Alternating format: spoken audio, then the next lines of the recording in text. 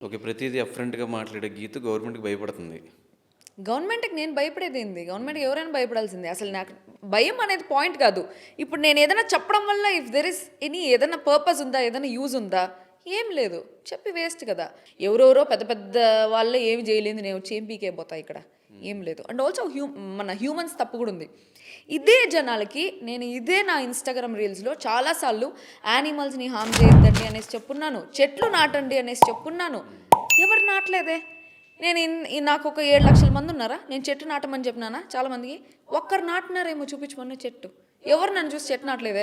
అట్లాంటిది మీరు 100 పెట్టండి, మీకు 1000 వస్తుంది, 1000 పెట్టండి, 10,000 వస్తుంది అని అంటే అందరూ ఎందుకు పోయి చేస్తున్నారు? ఖచ్చితంగా ఒక హ్యూమన్ మెంటాలిటీ ఏంటంటే, మిడిల్ క్లాస్ మెంటాలిటీ ఏంటంటే 500 మన దగ్గర ఉన్నాయంటే, పలానోళ్ళు చెప్పారు అది 500 పెడితే 5,000 వస్తాయంట. పెట్టేసి హ్యాపీగా ఈ మంత్ సర్వే అయిపోవచ్చు అని పాయింట్లు పెడతారు కదా!